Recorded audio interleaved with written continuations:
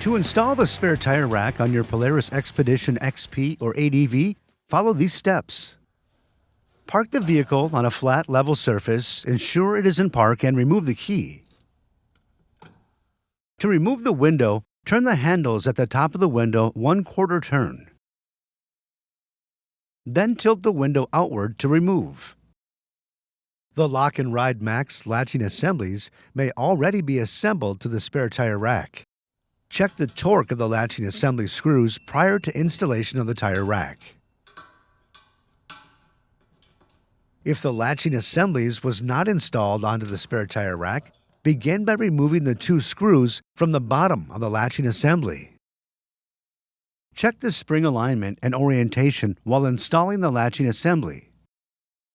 Then install the Lock and Ride Max latching assemblies onto the spare tire rack. Lock levers should be facing inward.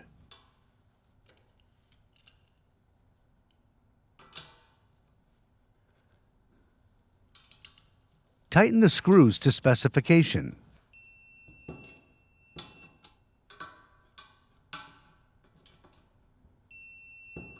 Now place the rack on the side rail, inserting the bottom of the latching assemblies through the port openings in the rail. Do not clamp the assemblies at this time.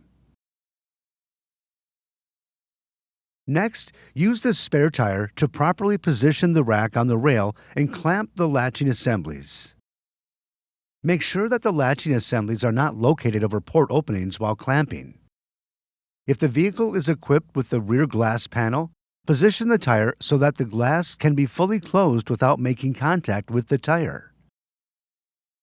Now, adjust the strap and attach the tire to the rack. Use the loops on the rack for upper mounting points for the straps. Use the D-rings on the floor of the bed as the lower mounting points. The maximum size tire for the tire rack is 31 inches. Straps work best when they are positioned between the tread blocks on both the top and the bottom of the tire. This will help hold the tire more securely. Reinstall the window by lowering the window into position and mounting the brackets on the window over the bottom of the window frame. Then tilt the top of the window into the window frame. Next, turn the handles upward to lock the window into place. For installation on the crossbed rail, install the crossbar in the down position in the desired position in the bed.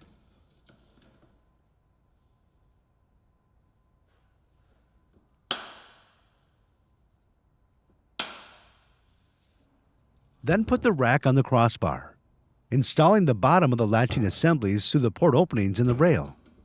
Center the tire rack over the floor rails. Do not clamp the latching assemblies at this time. Now, set the spare tire on the rack and mark the installation locations for the D-rings on the floor rails. The D-rings should be located under the rear edge of the tire. Next, remove the tire from the rack. Then, install the D-rings on the floor rails at the marked locations and loosely assemble the D-ring, wing screw, and T-nut. Install the T-nut through the port openings in the rail and move to the desired location and tighten the wing nut. Make sure the D-rings point out toward the walls of the bed. Now, clamp the latching assemblies on the crossbar and spare tire rack. Make sure the latching assemblies and D-rings are not located over port openings while clamping. Then, adjust the strap and attach the tire to the rack. Use the loops on the rack as upper mounting points for the straps. Also, use the D-rings on the floor rails as lower mounting points. The maximum tire size for the rack is 31 inches.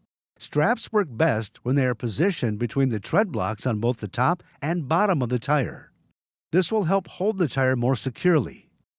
Retorque the latching assembly screws to specification after the initial 100 miles of use.